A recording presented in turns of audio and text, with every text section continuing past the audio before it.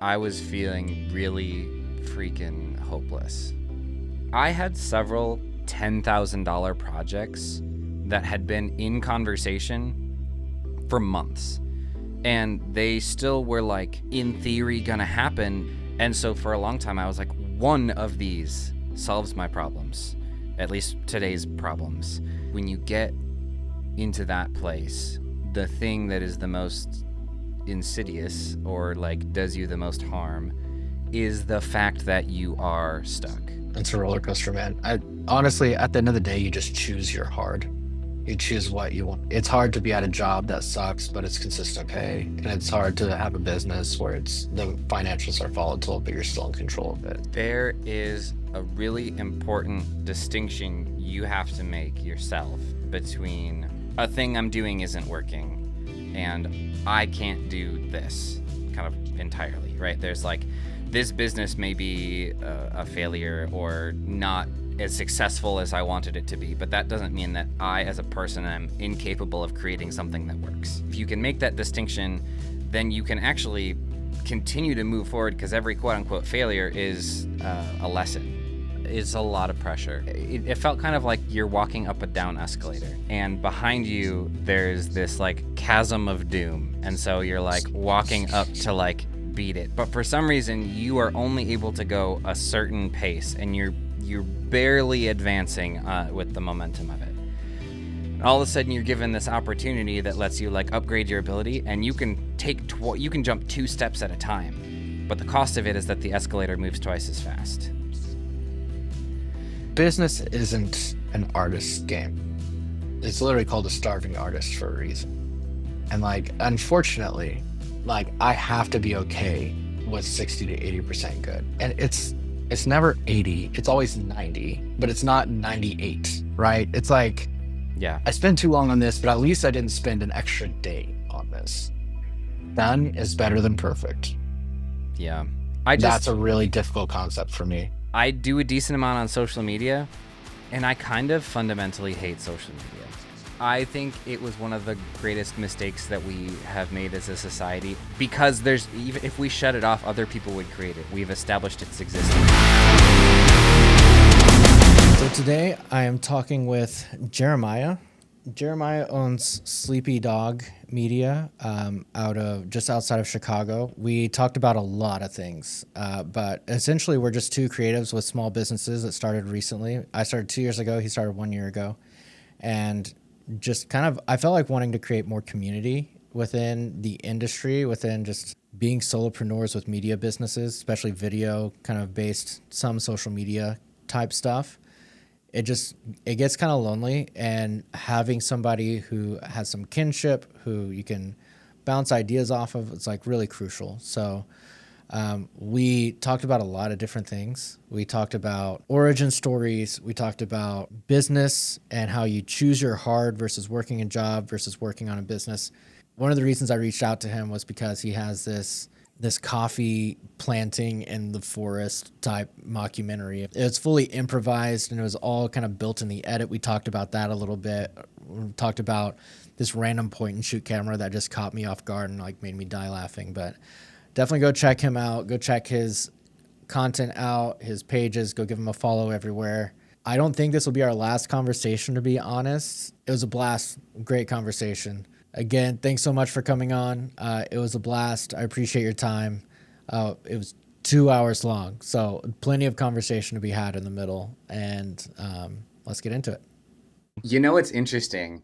This as like a podcast model or whatever is really interesting, because neither one of us, usually on a podcast, you kind of vet the person beforehand. And like you did to a small extent, but by and large, this is actually like a first meeting. So I think that's actually kind of fun. I totally get you though. How deep a dive did you do into my stuff? I did a bit. Like, I know you're like kind of revamping your business story a little bit, because I watched some of your like day 1 through 25 videos. I didn't watch all of them. And I went to your YouTube page and I saw like the coffee one and like was cracking up watching that. You guys are hilarious.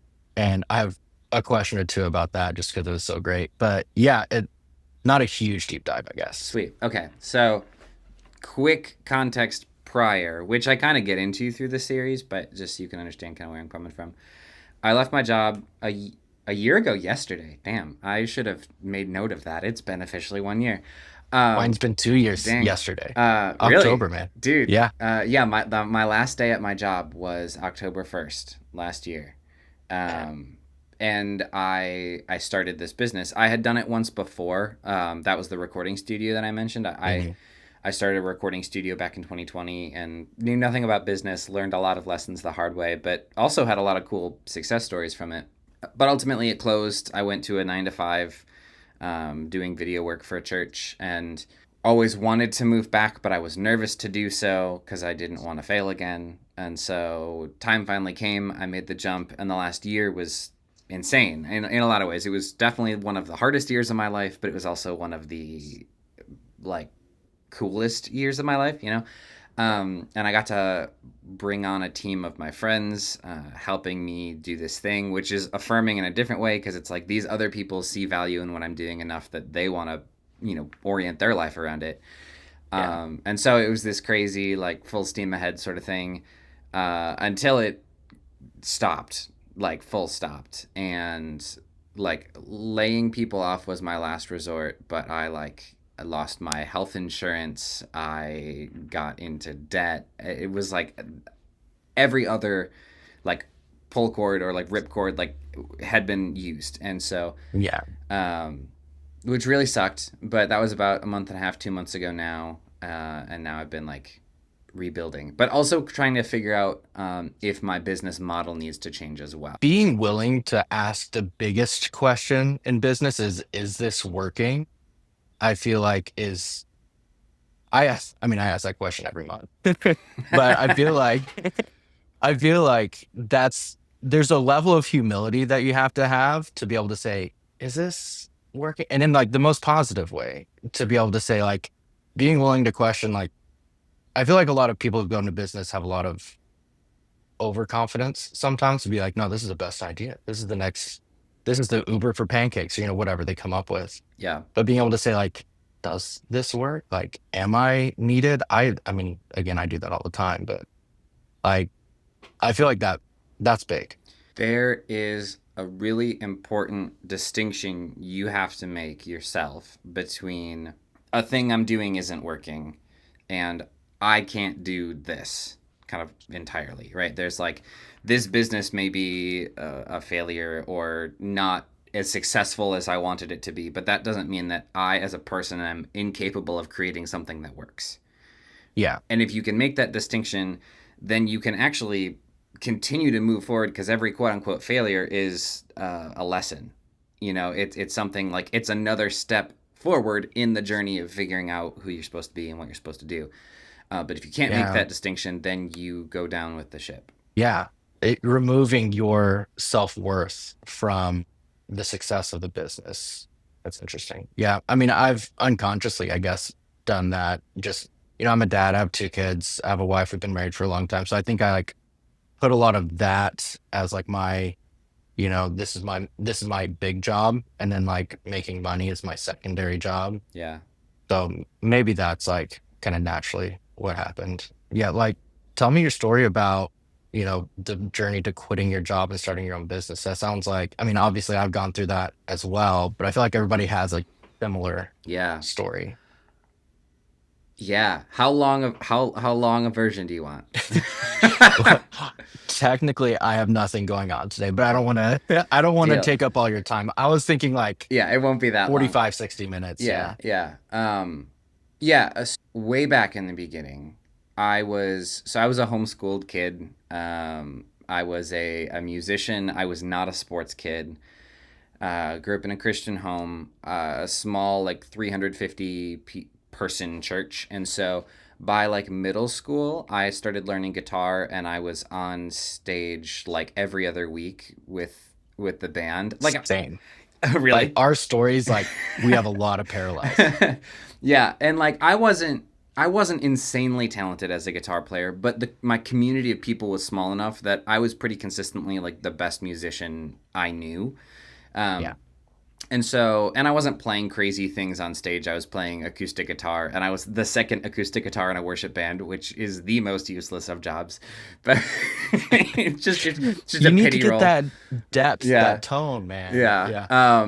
But then moving on from there, I started learning other instruments like mandolin or banjo or hammer dulcimer or like electric and bass and Sick. all this different stuff. And so we would have like a 4-song set, and I'd have like 3 different instruments that I was like moving in between.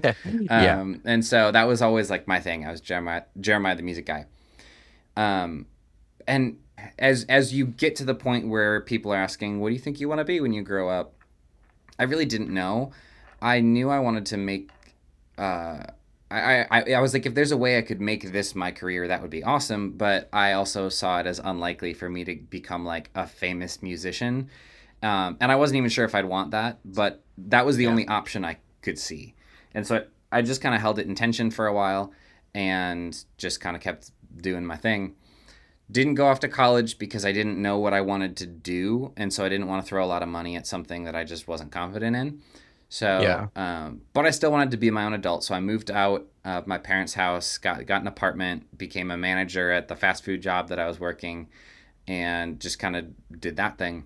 I eventually moved from there to working at Starbucks, and the reason I did that was I could move my hours to super early, and I could kind of theoretically free up my life to answer the question of what I wanted to do. Um, so I would start working at like 4 a.m. and be done by like 10 a.m. And then I would, in theory, have the rest of the day to figure it out.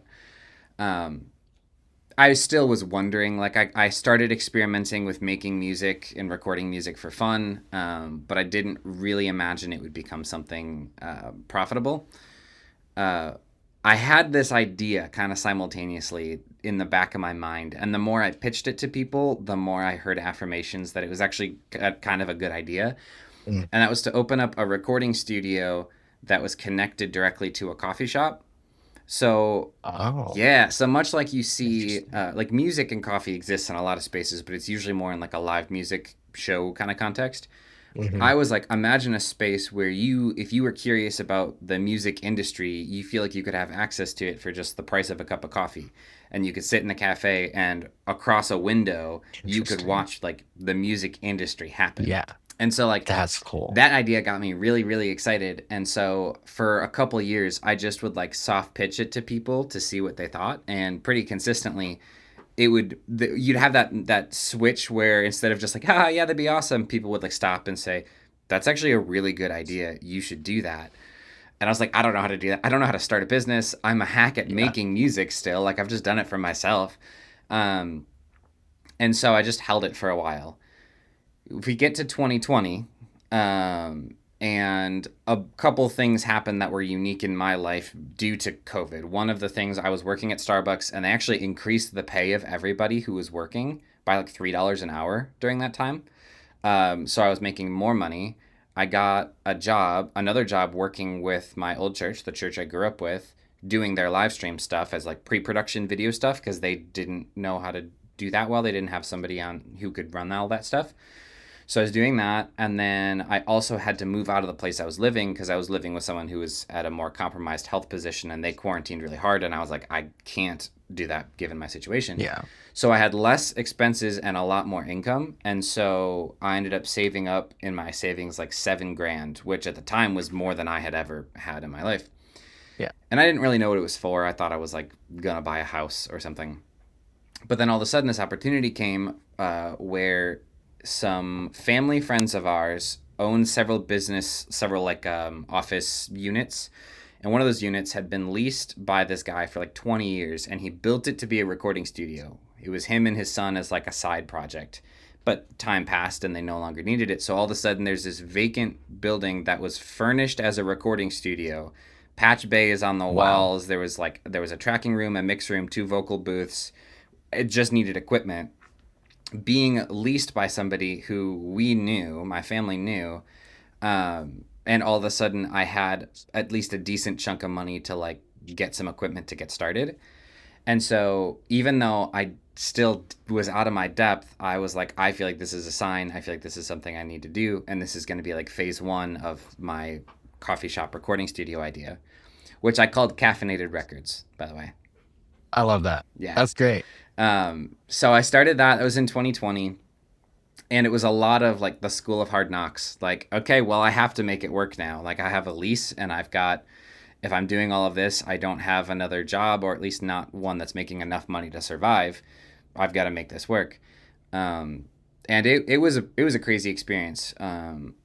My after maybe it lasted in total about 2.5 years, but the last year of it, I actually hired two people, and so there were three of us on the team. One person was doing all of the video work that we had. One person was doing all the music production that we had, and then I was like client relations, business development, that guy. Yeah. It was a cool system. It was great. But ultimately it had to close. And I think the reasons for that, in part, I live about an hour and a half out of Chicago. And so kind of in the middle of nowhere as it pertains to like the recording industry. And so there just weren't a lot of career musicians in the area. So we were mostly working with like the starving artists trying to fund their passion projects, which was fun work, Yeah. but they just didn't have like budget. Yeah. Yeah. Like I would give a number that was well below what we needed realistically to have a sustainable business, and it was well outside of the realm of what they could imagine spending. And so it was like, okay, this isn't gonna work. Yeah. So that was one of the biggest reasons that it had to close. It closed in, well, man, when is it? Would have been November of 22, I believe.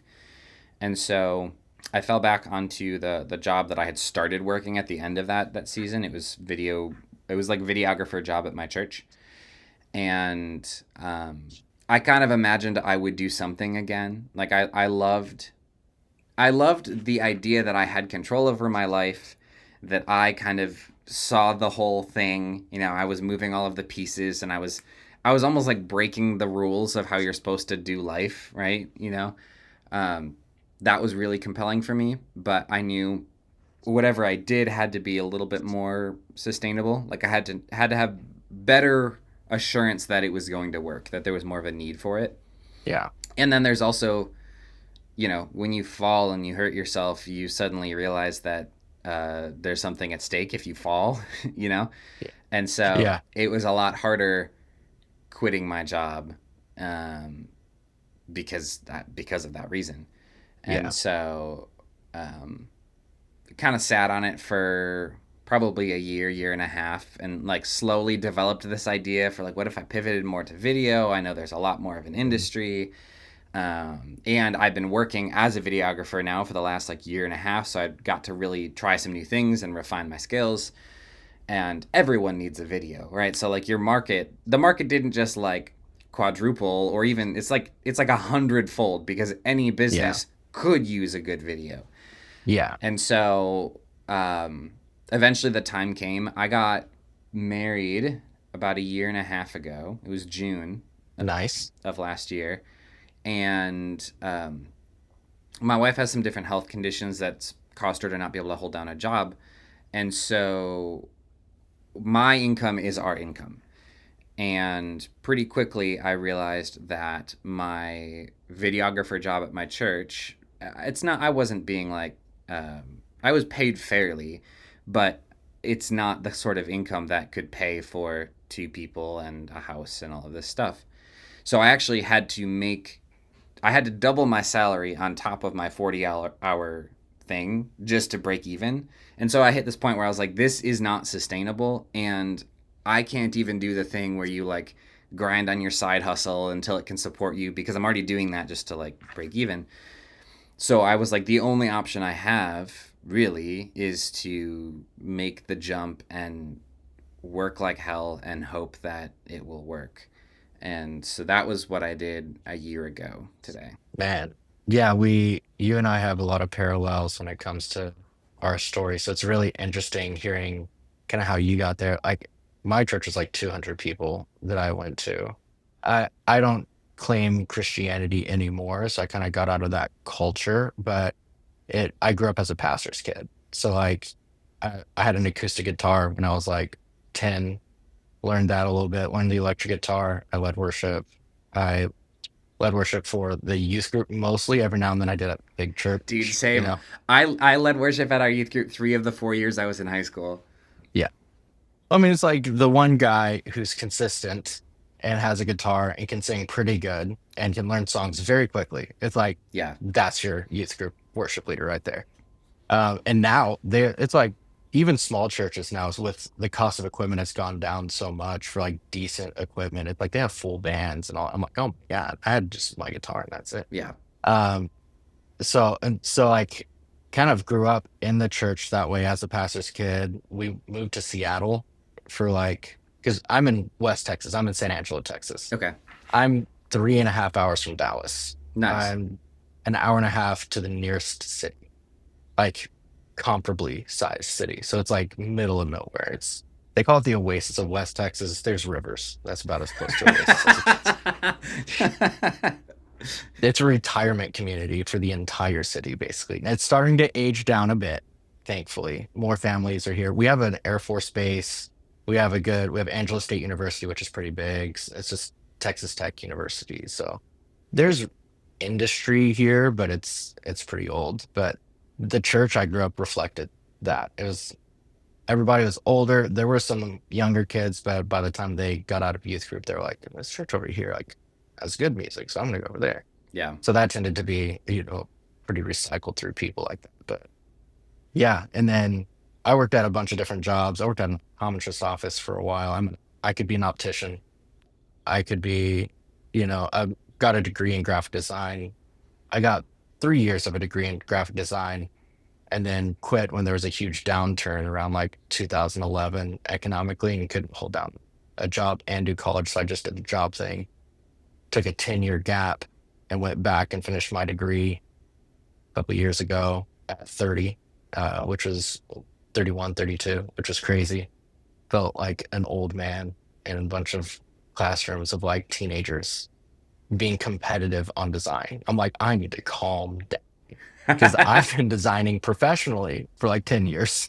And like, I don't need to spend 4 hours on a project that would take me 30 minutes. I'm not competitive, but for some reason I got very competitive there. And then I started working at a media company. And at that media company, I was initially hired on as graphic design and then motion design / animation because I really liked, the complexity that comes with that, the fine tuning, and then realized that does kind of carry over to video because it was mainly a video business. That they're called By the Stream Media here in San Angelo, and they're fantastic. I like always have high praise for them. And then while I was there, just realized that every single job when I hit that ceiling is my fault. I'm a bad employee. It's not the employer's fault. I'm like way too ambitious for any smart employer to give that many raises that quickly, even though like I legitimately was attempting to like bring value and create, like at By the Stream, I created this product that was like one shoot a quarter gives you, 3 months of content. It's like the bulk content creation kind of thing. And like they used that and made some money off of that. So I was like, business. Now I realized that I could do it myself basically, and that I needed to be accountable for myself. If I have that much ambition, then I need to do it myself. So that's how I ended up here. My buddy had a podcast studio, or had a space for a podcast studio, and had an American Express grant that was like a tech grant for $5,000 that he was like, this is going to expire in a week. I keep forgetting about it. Do you want to put together a podcast studio? And I was like, sure. Yeah. I can help with that. So that bought most of the equipment. I had about a month of savings set aside from selling an NFT. It's a whole nother story. Nice. And and I was like, I could buy a different one. It's a long story. I'm gonna skip all that. I could buy a different one, or I could do what Gary Vaynerchuk would suggest, and it's bet on myself. It was one of his NFTs, blah blah blah. So I was like, okay, cool. Like, I'll do that. And found a couple clients as I was like thinking about like, hey, I might start this business doing specifically social media video, not just like, to me, it's just made a little bit more like I could get more views on a video on Instagram versus on YouTube for a business who's like trying to be on Instagram, Yeah. So that was my justification. Of course, Gary Vee. So ended up doing that. got a couple clients before I officially quit, and then I quit. And then like last day or two, my boss was like, so like, what do you plan on doing? I was like, oh, I'm going to start a company. He's like, oh, cool. What kind of company? I was like, media company. He's like, oh, so you're going to be our competitor. I was like, yeah, I guess. But I mean, they have 10 years on me. So like competition, not really. They've outgrown San Angelo. They're like in Las Vegas doing shoots all the time and stuff. Um, but it was just like, eventually you just have to like say, okay, like I got to stop complaining and I got to do something about it. And so that was a very all over the place version of my story. No, yeah. I'm 35. So like there's a lot of like rabbit trails in there that we could go through. But What would you say yeah. is currently the main thing that you're doing? Is it mostly podcast stuff, or is there a video component to it? It's my so this last month was pretty rough, which is why I started like being like, oh, I need to make more content and like build this brand so that I can like get more leads. Yeah. So it had been like content creation on a monthly basis for businesses. I also have a client who pays a good chunk to do weekly podcasts plus 2 posts a day. And I do all the social media management as well. So I kind of wanted to create a solution that was like, come in here with an outline, talk, leave, and your podcast is done. Mm-hmm. So I kind of try to get all those different pieces, which is a lot more complicated than just being like, I'm just making, 3-minute videos for companies and like giving them the files. I was like, you're never going to post this if I give you a bunch of reels. So I'll post it. And so, yeah. But yeah, I think the majority of my clients right now are social media, kind of like video, mostly some photo and graphics, but posting multiple times a week. Yeah. If you could do anything and it would be profitable enough to have your bills paid and your family taken care of, what would you do? Recent realization. It's Lego. Really? Yeah. Tell me more about that. I have a lot of Lego bricks and sets, and I constantly say Legos instead of Lego. So I'm not officially a snob. But if I could, and like I have a hypothesis, it's Gary's hypothesis, which is anybody anywhere can make a living doing something they love. And so like, if I was guaranteed, like if my bills were paid, I'd be like, cool. Like we're going to do Lego sets. We're going to do not necessarily flipping Lego sets, but like content creation that brings value to the audience and is also interesting and creative in a way. Cause like at this point, I'm fine being on camera. Like I've made a bunch of videos from like my business side of things, and most of those are still on a large 20 terabyte hard drive that I've not touched and edited, but I've shot them. Right. But yeah, Lego is like, it's what I have a 6-year-old son and he and I obsess over it a lot. And now my 3-year-old daughter who's about to be 4, she's like starting to get there too. So like, it's also a bonding thing, but mostly it was an obsession when I was younger. And so I was like, that would be the ideal. And I'm like, okay, I have a media company. Again, it's on me. It's really interesting having these skills under your belt. You can take it either to just be the profit thing in of itself, or you can kind of use it as an internal investment tool into something completely different if you wanted to. That I had a couple different business ideas that I could go into, and that's the reason why I went with media. Because I was like, I feel like I enjoy business itself. I love learning about it. I've been learning about it inadvertently for like probably close to a decade, just because I liked following Gary Vee because he was doing daily vlogs at a very boring job I had at the time. And I needed anything daily. Good Mythical Morning, Casey Neistat, Yep. Gary Vaynerchuk. That was my triple threat there. And then I thought about doing a Sprinter van conversion company because I did that twice and ended up selling one that was personal, but then built one for somebody else. And like, it was good money, but it was a lot of work. And then needing equipment and like a warehouse to build all of that was a pretty restricting. And then I thought about a cold brew coffee truck, which is really simple.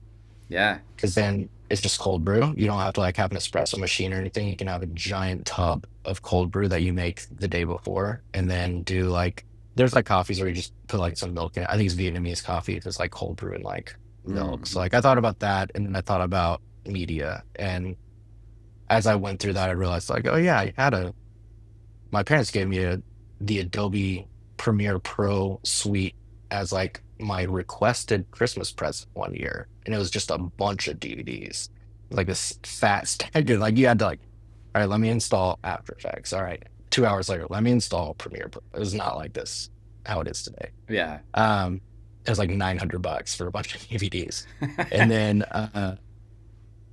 then I was like, oh yeah, every time I was given the choice between an essay and a video, I would make a video, mostly because I hated essays. But then like you start falling in love with it a little bit. Like, oh, we could do this here. We could tell this story here. Oh, mostly the blooper reels are hilarious. And I always have that at the end of every video, though nobody wants to watch it.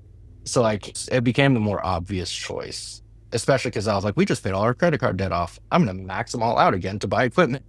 That's how I bought my FX30 and a lens or two, and then a couple lights, and I was like, I guess we're going.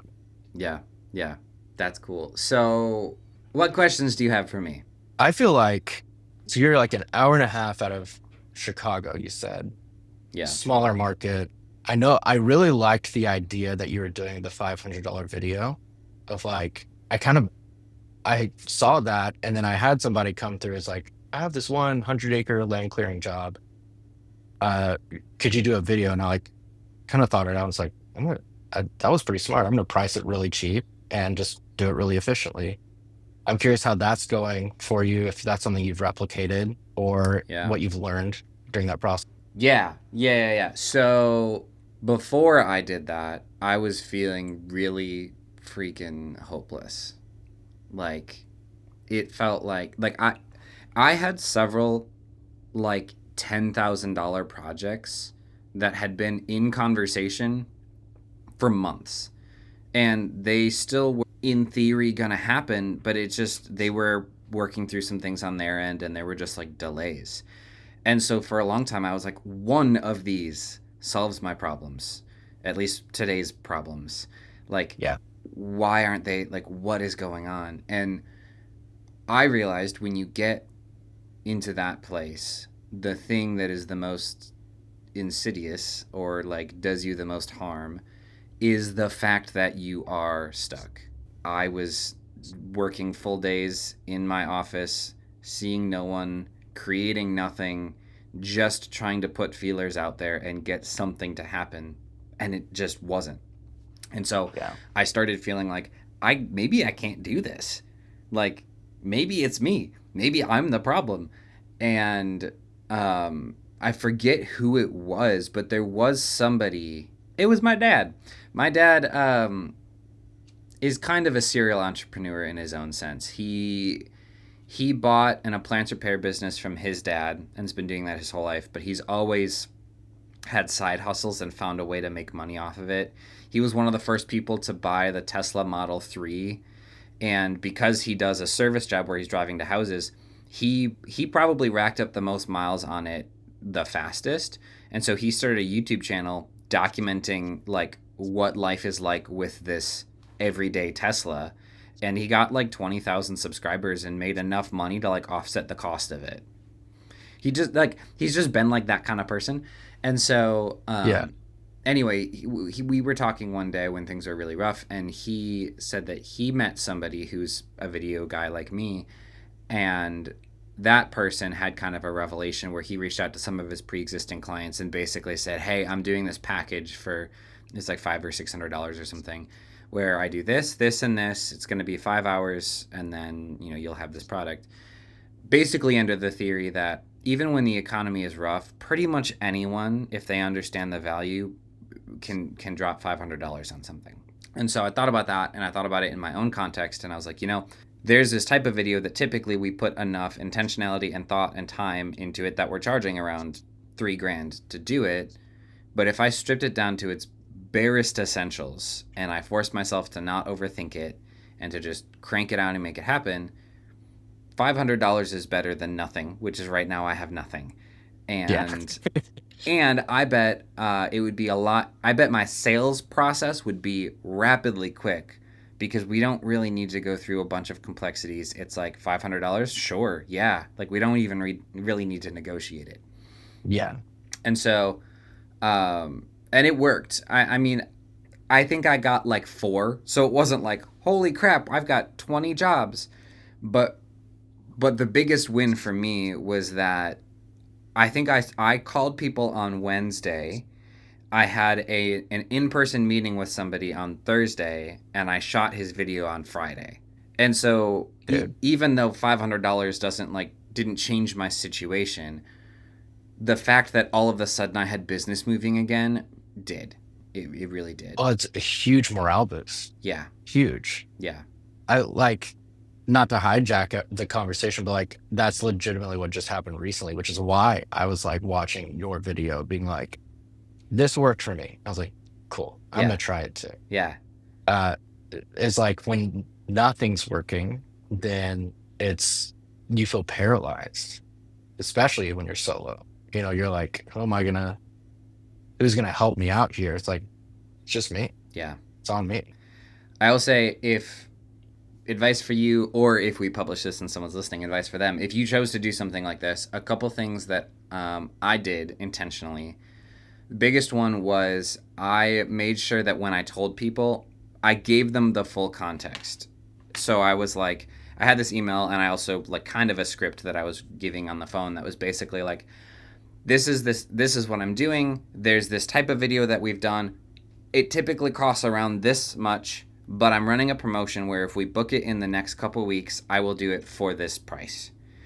And I said that because I wanted to make sure that people understood that if we're building a relationship and going to do more work in the future, it's not going to be that cheap. This is a unique opportunity.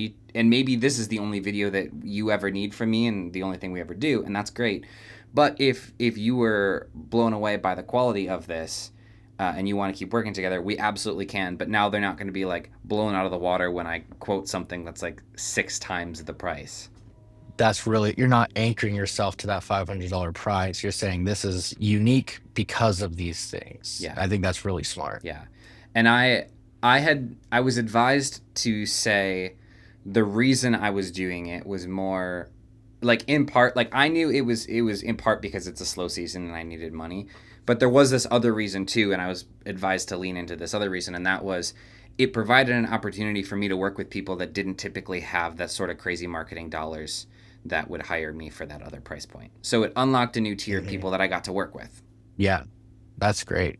The communicating value is like, that's 90% of business ownership, I think. Like, how do I communicate? Like 90% of sales is like, this is why I can charge this, is because on the back end, you get this much value. Yeah. And it has to be a steal for them on the value side of things to be like, yeah, you get one client from this video and your, base price on like, doing a wrap on a car or something is like $200.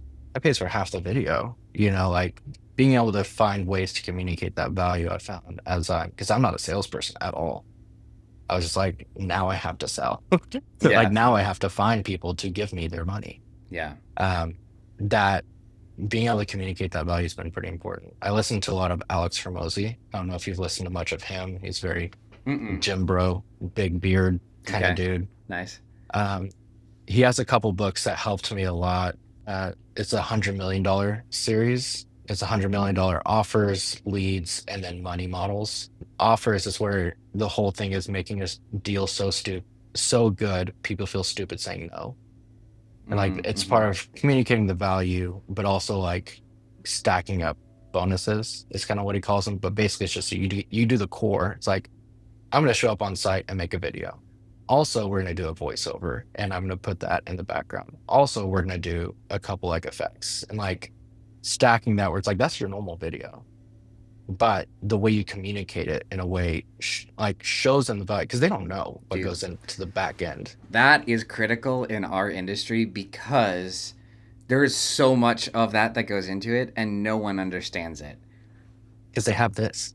Yeah. They have a phone and they've taken a video that looks Yeah. okay of their kid playing in the background Literally, or dude, playing in the backyard. that's like the thing that we were mocking in the mockumentary that I made. Yeah. And it was like, that No, was which was great. one of the things that made it so funny, because it's like anyone in our situation watches that and they're like, ah, it's so real. Yeah. Oh, man. No, that character was great. You guys did an amazing job. Also, are those coffee beans still in the middle of that like fork? They definitely are. You didn't go and check to see if anything grew? No, but dude, we might still, but we talked about doing like a part two and like Yeah. advancing the plot and what could happen. One idea that we thought was going to be really solid was that they come back and something has actually grown, Yeah. but that Tim, the like druggy character, is surprised. Like this Yeah. entire time, like we don't exist in a world where this would happen. We live in a world that reflects our modern world, and so he's like, Yeah. all of a sudden you see this different side of him that's like, I was bluffing, I didn't think that would work. Yeah, he's like trying to fake it the whole time, and Chris was like, yeah, no, I knew that was gonna grow. Right. It wasn't gonna be coffee. Yeah. It was gonna be some weeds, or Yeah, that was hilarious, man. yeah. What camera did you find? What was that point and shoot that he was holding at one point? Oh, because yeah. he like held it up, and it was like the longest little zoom lens. It was so comedic. It was a camera that he has. It's he has a film camera, but that's not the one, I don't think. It was a little silver. It's a little handheld electronic one, yeah. handheld, yeah. I'll have to ask him, but it was one that he had on him. So like the backstory to this video in general. So they were two of the people that were like on my team. The guy who played Tim was one of my employees, and then the guy who played Ignacio was a friend of mine who I've contracted a lot for stuff. Mhm. And so we were always working together. And there was another guy, Cody, who was behind the scenes with me, who was also on my team. And so one of the things I wanted to start doing consistently for the team was having Fridays be some sort of creative day. Mhm. And maybe it was productive towards the business, or maybe it was just like, we want to go try something. But it was the idea of like keeping some levity in the business and also like reminding ourselves why we're doing this and like having fun. Yeah. So that was the first one that we ever did. And we had no premise. So everything on that video was like improvised on the spot. Yeah. We had a general idea that's like, it would be fun to just go to a forest preserve and shoot something. And then like maybe if it was something with coffee, and then Kahootli is the name of the guy, Ignacio, who has like, the Boy Scout like kid. And he was the one that had the idea that's like, what if we try to like plant coffee in the forest? Beyond that, I love like it's not even in somebody's backyard. It's literally just a forest. They Right. think they're gonna like create this industry. like beyond that, we literally were just driving to the forest preserve and like just talking about funny bits we could like lean into. Like, what if this ultimately happened, or what if we kind of did this, or what if the angle is that they, he smokes weed a bunch, and so that would make sense. But beyond that, it was just like we hit record and started talking. Yeah. The vape thing was really funny too. I was legitimately like laughing out loud whenever Ignacio was like, yeah, threw that away the instant we got in the car. I'm just trying to help somebody quit. He has a whole side to him. You think he's like this super gullible, never gonna like ever lie about anything. He's like, no, I'll lie in order to get somebody to quit vaping. That's hilarious. Oh man. Yeah, it was fun. I want it to blow up more than it has. I don't know what I need to do to make that happen, but Yeah, I mean, I've seen people put like landscape videos in their entirety on TikTok before, and like if it's the right video, I will turn my phone sideways to watch it. If like that first shot is like super cinematic and catches me, I'm like, cool. Yeah. Okay. Yeah. I also just like, that was the first time we really experimented with something that was kind of narrative in form and wasn't so much like documentary or testimonial. Like it was more like, let's tell our own story. Yeah. And that was really fun. And I want to do more things like that. Everything was improvised, so I imagine the edit was it was probably fun, but pretty extensive trying to piece a story together from just a bunch of like random stuff. It it was, yeah. I mean, it didn't take me too long because I was kind of riding the high of the thing. Yeah. Um, but the challenge was figuring out, okay, what, how much is too much? Just because I think something's funny doesn't necessarily mean that everyone's going to think it's funny. And how do we provide some semblance of flow to this? Because the plot really is we show up, we plant coffee, then coffee's planted, right? So it's like, okay, Yeah. how do we provide some sort of like cohesive narrative build and like you're learning Hmm. more about these characters? There was a couple things in the edit that were completely different than how we shot it, which is another fun piece to editing where it's like I can, if I'm thinking properly, I can tell a story that we didn't plan on telling in Yeah. like the creative way that we cut something. Like, do you remember the scene, the shot where Tim is just off screen and it cuts to him and he's just like hitting a tree with like a shovel? um that wasn't even, it wasn't in, I don't even know if he was trying to be in character or if he was just being stupid, but it was Yeah. completely removed from the like vape withdrawal sequence we were building. But as I was Yeah. watching it, I was like, this actually totally looks like he's absolutely losing his mind. And so if I put it in this context, I think it actually really hits. That's amazing. Like finding those little gems throughout the edit. I feel like I don't I don't do like I do so much short form content that I don't have a lot of that like I need to make a long story. I'm making like 60, 90 seconds. It's like pretty Yeah. quick hits. But it's very interesting. It's also a lot harder to hold somebody's attention for what was it, like 8, 9 minutes long? Yeah. Yeah. Like that's not an easy task at all. And the whole time, like at first I was like, oh, this guy seems cool. Like I want to check out his YouTube channel. Like, oh, this is kind of a fun video. And like started watching, and then I was just enjoying watching it because it was like just that good. So kudos, man. Was there a I think that's specific, great. thank you. Was there a specific point that you feel like had you on it? I'll have to go back and see. I mean, I would probably say about the third of the way through, I was like, it was less about being like, oh, like he used that kind of storytelling technique or camera angle or like that kind of stuff, and less about like me thinking about you filming it and more about just enjoying the video itself. Because like I'm obviously always analyzing stuff. Like the instant I see a Diary of the CEO kind of podcast come up, I'm like going to the behind the scenes one to see if I can see what it looked like behind the scenes or something. So Yeah. Yeah. just the production stuff is interesting. But yeah, I would probably say about a third of the way through, I was like just not even paying attention to that. I was just like giggling to myself. Yeah. It was Yeah. great. Cool. Yeah. Because I want to do more of those sorts of things and I want to continue to like get better at them, you know? I feel like if you, because there's plenty of like TikTok channels that are just sketch TikTok channels. Like if you guys just committed to those characters and like made a series, like maybe 10, like 90-second episodes or something like that, Yeah.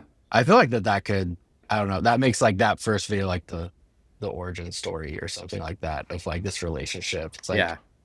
yeah, I asked him if he had weed because I thought that's something you ask people or like whatever. Right. Right. Right. I didn't want weed. I just thought I'd ask him. Yeah. I thought that was what cool people ask. Yeah. Like, Yeah. It was great. yeah. I actually, I want, do you remember how I mentioned that I'm trying to, in this point in my life, also figure out what my business model is kind of supposed to be? I have played around with this idea of trying to monetize more of the stuff that we're making internally. So like creating things like sketches like that or podcasts or short films and things like that and building an audience that way and monetizing things Yeah. in kind of a more of a B2C entertainment space than like the B2B marketing stuff. Yeah. Um, because I think it'd be a lot of fun, but I also think it it feels like a pocket that my skill set and my passions would align really well with. So I'm kind of in this phase of sussing it out and seeing if that's like Yeah. got some legs.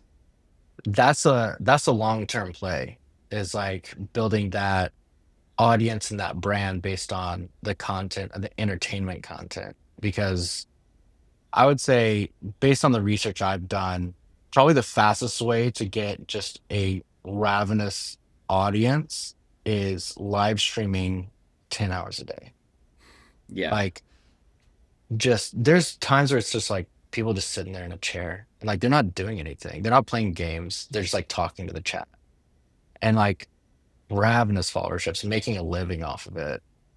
Like, I could see if you guys did like a 4-hour stream once a week in character, could be like kind of funny. Like, Tim wants to start a live stream kind of company, and so you're, in order to support the coffee, trying to find ways to like do that, make it on brand in character. And then yeah, it's like building that brand. The long form is what, from my research, builds it the fastest, which is why I like podcasting so much. It's like you get to know somebody over hour and a half, hour long podcast versus just like a 5-second clip on TikTok that you scroll past. Yeah. Yeah. You get to like flesh ideas out a little bit more that way. But I mean, those are the questions I have right now about the Lego kind of brand that I want to do. Um, I don't have a name. I don't have any like really big concept. Like Lego bricks, I like space. I like media. Like, that's why I have Cosmic Archimedes. Because I'm a fan of space. Like, space is cool. Yeah. I'm like, I gave myself a day to come up with a name. Yeah. Yeah. Are you the kind of person that, let me ask it like this. Do you like working for yourself? And if so, why? I do. I love it. I mean, being undiagnosed ADHD, theoretically, um, I always had trouble like showing up to jobs like perfectly on time, like down to the minute. It's like very practical things like that. I also felt like I was always limited in how much effort I could put into something because I knew I was getting an hourly return on that time. Like, if I'm doing real well, I'm getting like 21 bucks an hour or something like that in order to, and then at the end of the week, it's like that's all the value that I get from that effort I put in. And like, obviously the value of like I did a good job, I had fun doing it. There's all that as well. But knowing that that value doesn't stack in the future. And so knowing that the more, which the hard part is knowing the more I spend on a video, the better it gets to a point. And then Right. the more that client is happy with that video and like says, "Oh, this is sick." It's like the under promise over deliver is what I always try to do as well. But yeah, I think for me it's crucial for me to be my own boss. Like, I got a job for about a month last year where I was going to do content creation for this land development company in East Texas. So we were like prepping our house to move and everything. And then like one Thursday morning, they called me. It's like, this is actually not a position we want at our company after all. I'm like, cool. Like, I didn't just sink 3 grand into our house. That's fine.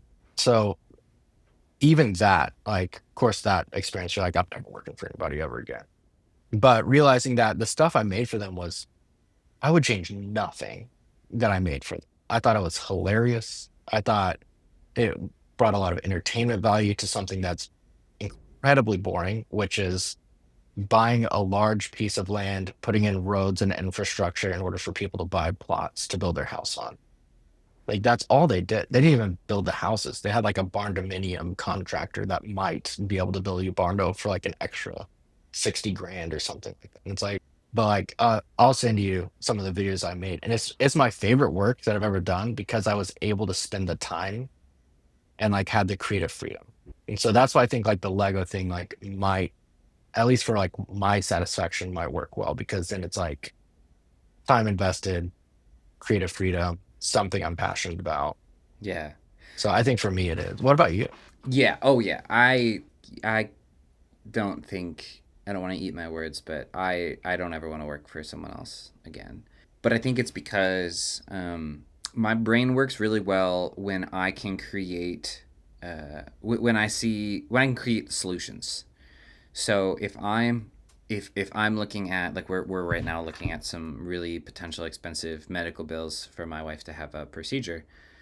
and our insurance is not good, and so likely her conditions fall under pre-existing conditions and aren't going to be covered at all. And so I'm looking at, like, okay, what does it look like for me to have to, pay all this out of pocket? If I worked for somebody, my only option is figuring out how to budget time. And, like, okay, if we're not spending, it's thinking backwards. It's like, if we don't spend on this and we don't spend on this, then in this much time we could make this thing happen. But my situation now, I could say, all right, I might have a hell of a next 3 months working like crazy. But there's a world in which I push myself harder and I see the results of me pushing myself harder. Yeah. And that is the thing that motivates me to do something. Beyond that, the fact that it feels like I'm actually building my own life. Like, I'm not trying to find my life in the bits of free time around the grind.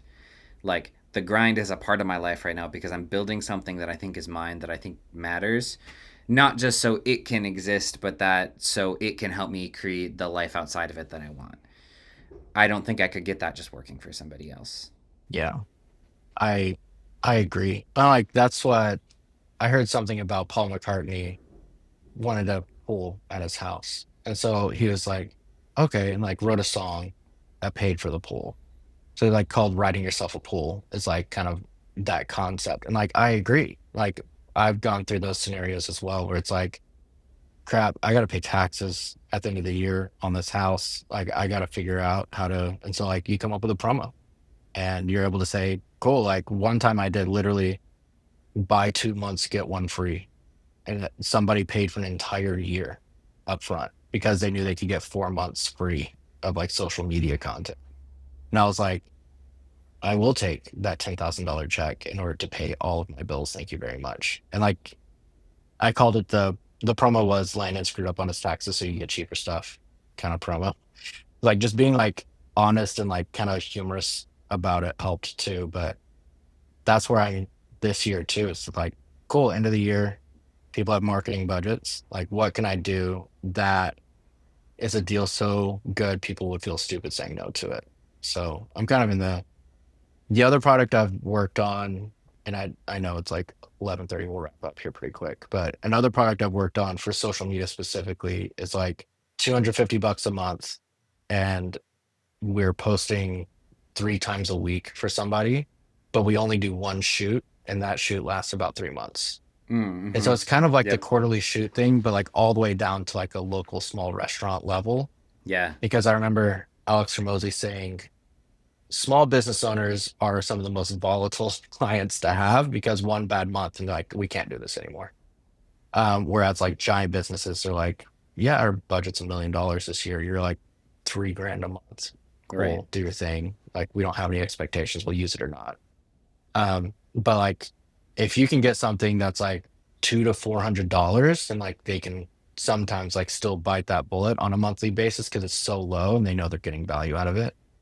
And so the restrictions were no nice cameras. It's only iPhones. It's all shot in 90 minutes.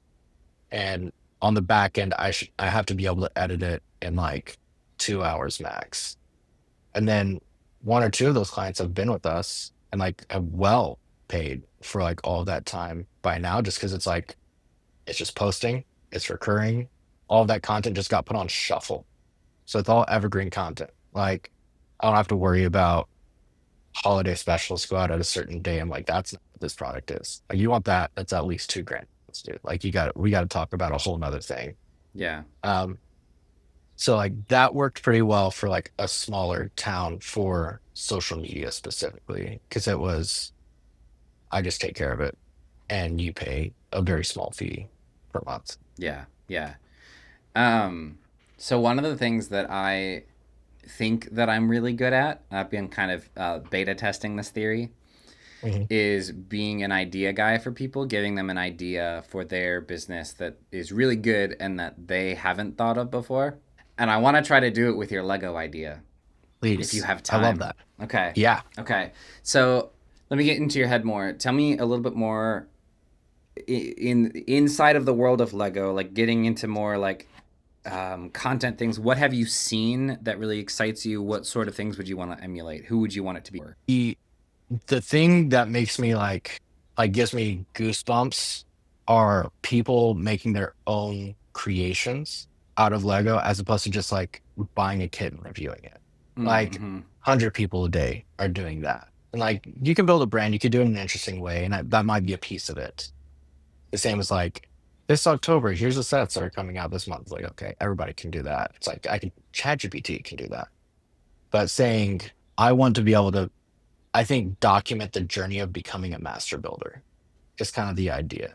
Okay. Okay. And so starting from zero, it's like I'm not good necessarily. Like you give me a bunch of random pieces, I can make a spaceship out of it. Like I Mm-hmm. can make it symmetrical and like look like it could fly in space where there's no air and there's no like form restrictions. Like, Yeah. okay, that's always a spaceship. That's always what I can make.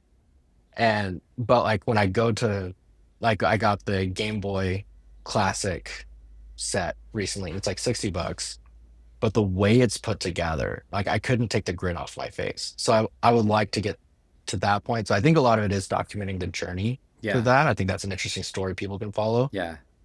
But along the way, like trying to make alternate builds from popular sets that people can buy for like $5 and Mm-hmm. like that be a digital product. It's Yeah. like there's people with that business where like they just sell instructions. So And you're there's a simple way to do it. so you're not looking to speak to the like kid industry. You're looking to speak to the people that grew up with it and are continual fans of it. I think so. And I think there's not really, I mean, because it's Lego and it's a kid's toy, I mean, adults welcome, right? Right. It's a kid's toy. Like, if a kid sees Lego bricks in a thumbnail, like, they're going to think it's for them. So, like, it's really difficult to say, like, I want to make an adult Lego Right. brand Right. because, like, my natural version, like, my natural self is like drinking whiskey or like small Texas, brewing beers or cursing and like being weird. So like all of that makes it a unique brand, but is Lego gonna tell me to stop? Like just That's yeah. I don't know. That's true. Yeah, I guess you are dealing with like a product, but also like a brand.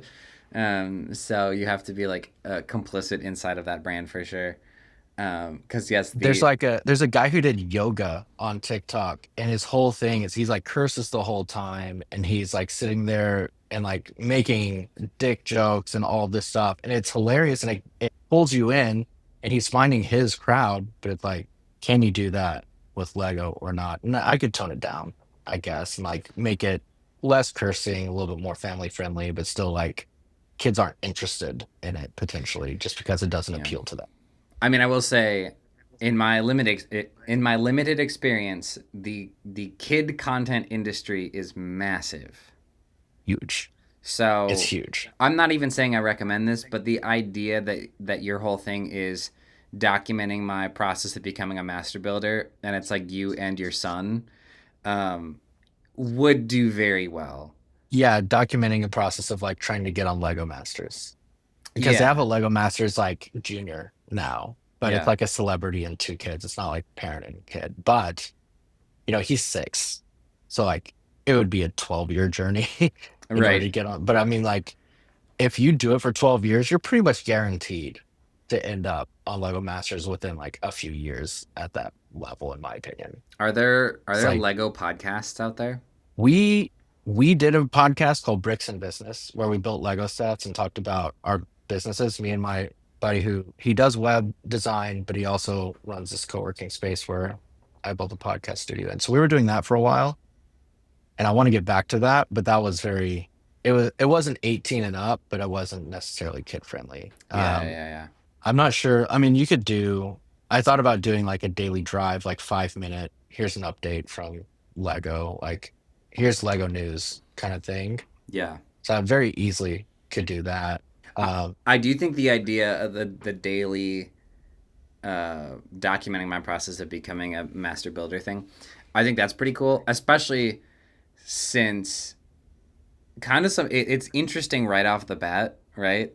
Like if you post day one and you build something and it's objectively not good, like even that is still kind of good content. You know what I mean? Yeah. Yeah. Yeah. Yeah. I think that's possible. I thought about just having like a jar of just random Lego pieces and just like once a day I dump them out and like document the process of trying to build something like with very like a limited number of pieces. But I know like to be a Lego master, you need like a little bit more technique involved, a little more intentionality. But that's like one small thing that I could do. Yeah. Yeah. How long has this been like a passion of yours? Has it been like your whole life? I mean, I played with Lego a ton when I was a kid. It wasn't until I'm gonna say like 2 or 3 years ago, before I started my business, I was kind of like my interest was peaked a little bit more. I think they stepped up their designs, so like really sophisticated designs at Lego quite a bit because they just had like the architecture series, and then they started to come out with a little bit bigger sets, a little bit more complicated, like 18 and up sets, just because of the difficulty. Um, so like I kind of grew along with that, and then when I started my business, I wanted to have Lego sets as a marketing write off. So we started the Bricks and Business podcast. So I have a lot of sets from that. They're like all back over here on these shelves over here. But I think the passion really kicked in the last like 3 years, even though I've been playing with it forever. I really think your strongest move is doing a documenting my process of series. The tricky thing is like you're kind of committing to the long game in that. Which is, I got to build this business at the same time. Like the Lego thing, unless they like somebody is just like, I don't know, I have a rich aunt who died and I don't know about and gave me a ton of money. Like I Right. got to build something in the meantime. Yeah. But also, I think it is if I can do better at scheduling the day, that's my problem. It's like I like spent all morning playing with this remote stream setup. And I Yeah. have a client who's gonna do it, but like at the same time, like I get hyper fixated about it. Yeah.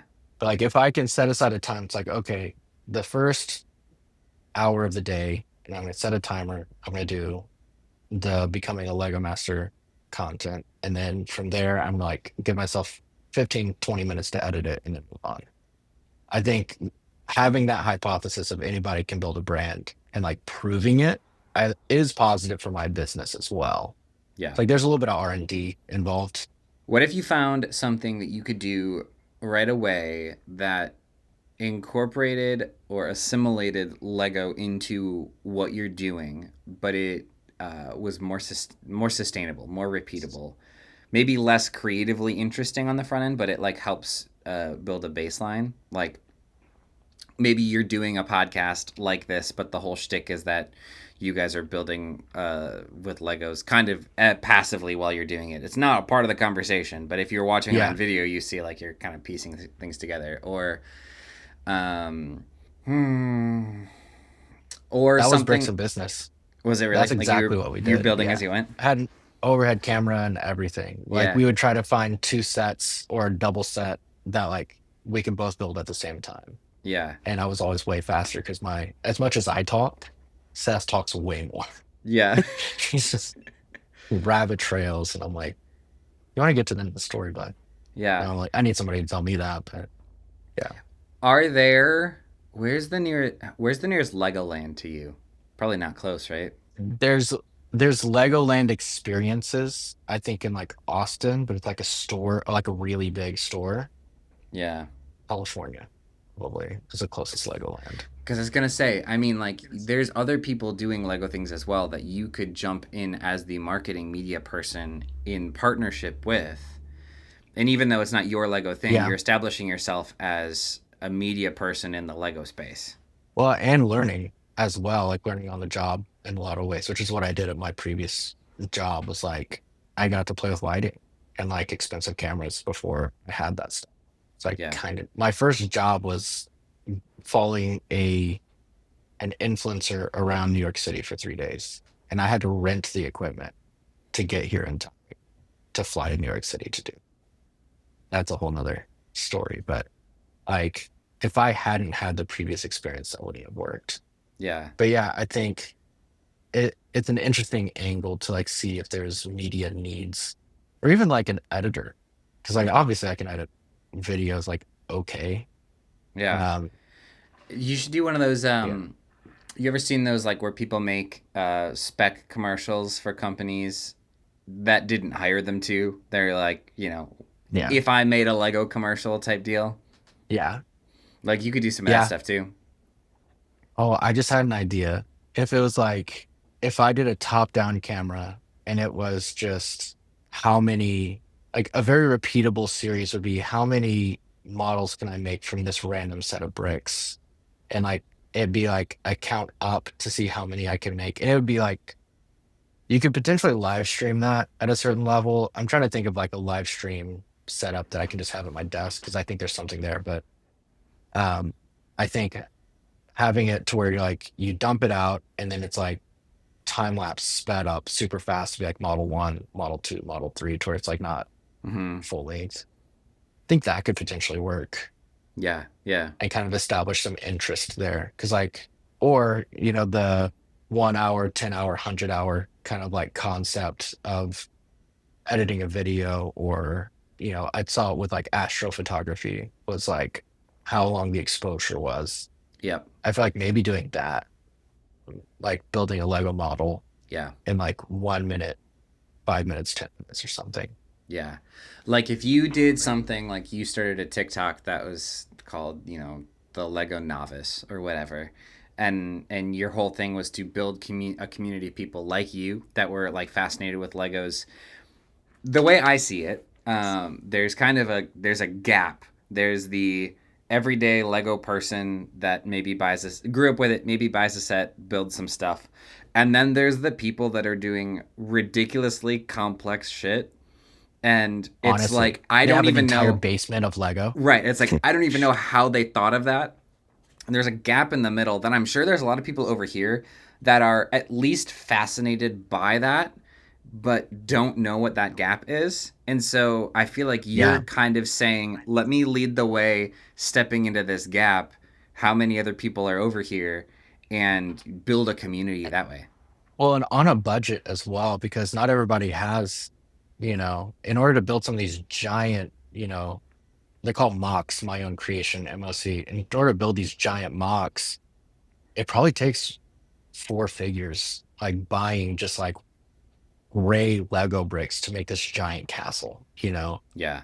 So I think that, and like my favorite thing is being on Facebook Marketplace and finding a giant tub of Lego for $50 and like driving 2 hours to go pick it up and back before my kids wake up for the day or something. Like Yeah. I did that this last Saturday. Yeah. I didn't make it back before they woke up. They woke up early. But even that, like documenting that process of being like organizing Lego brick is like the worst thing. That they have learned in their process. Like I learned Mm, this technique and it changed everything. And with the idea that you will repost it or stitch it it's a to community. your community. So if people are following you, they're going to stitch it to your community. So if people are following, see not just from you, but they're going to see reposts from other people in the community. See not just from you, but they're going to see That's got reposts from other goosebumps. people I in the think that's it. community. I feel like there's also something called School, SKOOL, which is a community. And even if it was like $2 a month to be a part of that community, if you're like, if you'd rather cancel Netflix and like build Lego instead, like that's a positive thing for you, and you want to be a part of like a, journey to a Lego master kind of group, that would be really, and then like sharing thing. And then you're just like, you're the kid whose house they had the party at, and you like get the popularity just because they came to your house. You didn't throw the party. Yeah. Like you weren't the cool kid, but everybody came to your house because your parents were. I've never done that. I was a pastor's kid, but like that's an analogy I've Right. heard. Right. Right. It makes sense because I've watched, 80s movies, but Right. that's about it. Yeah. Yeah. That's really interesting. What about? I mean, we've kind of deep dove onto my Lego stuff. Like, what do you have anything that you're like? I've been thinking about this forever. Um, I think probably my closest example is that like media brand that I was mentioning. Like I've got a couple ideas for some podcasts that I want to do more of, and I've had a similar idea of trying to build a community of people like me. That's kind of been what my TikTok has been over the last couple of months, and I've been neglecting it a little bit. I need to get back into it, but um, with the idea that I want to build a larger audience of people that are trying to do what I'm trying to do. Um, I think our industry is big enough that competition is pointless, um, and community is just more productive. And so um, I want to do more of that. I've got some ideas I'm trying to develop for certain podcast things. I just need to make sure I can find the time and the commitment to make it happen. Um, I actually have a podcast that I think you'd really enjoy. I'm a little behind on it, but Yeah. I started this process over the last year of documenting my journey of starting my company in a Okay. podcast form. That's cool. It's a high production podcast. Like each episode probably took me like 40 hours, 20 to 40 hours to do. But it feels like a documentary. So like I've recorded phone calls with my business mentor and with my team and like That's really personal cool. vlogs, and I did like music composition and sound design, and it was this whole thing. Um, so that's been something that's been really fun. It's called Over the Edge. And so if you search on like Spotify or something, Over the Edge Sleepy Dog Creative, you'd find it. It's an orange cover. Um, but then That's really interesting. yeah, it's been fun. But I want to do other things like that as well.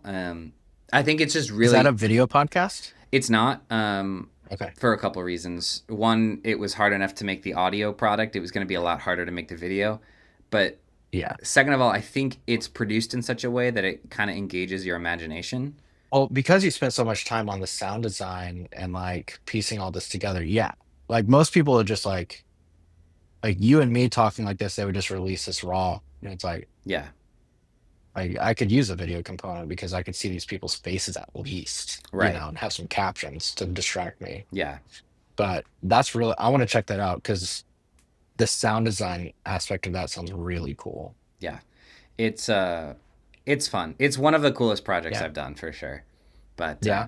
yeah, so I think right now I really want to create more of those things and make money off of creating those things rather than having that be the side quest I do and then I go and I make stuff for other people.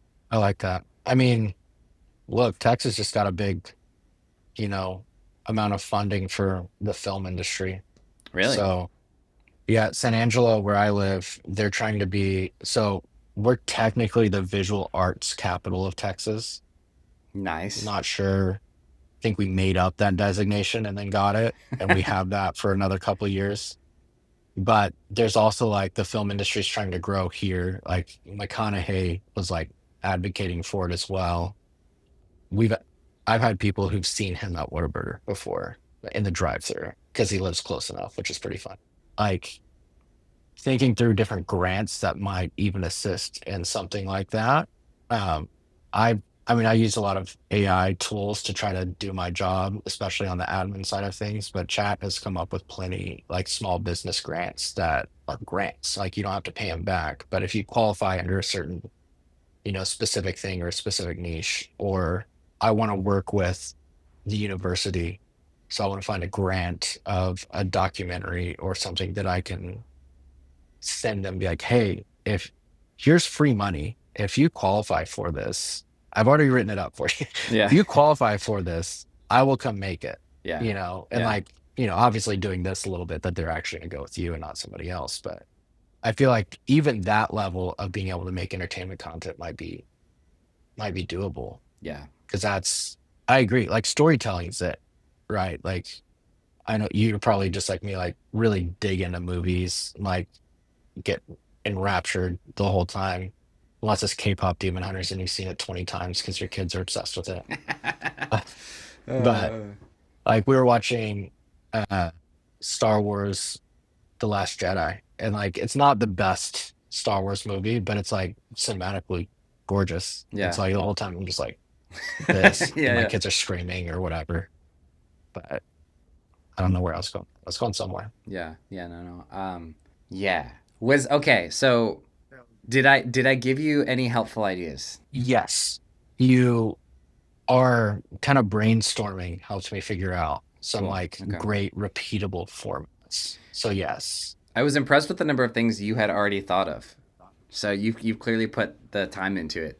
Well, and even just sitting down and like coming up with ideas is like my favorite part about content creation. If like my business devolved or evolved, I guess, into other people doing the grunt work and like going and shooting and like me getting like the final, 10% touches on a video or something like that, be like, let me just kind of judge this up a little bit.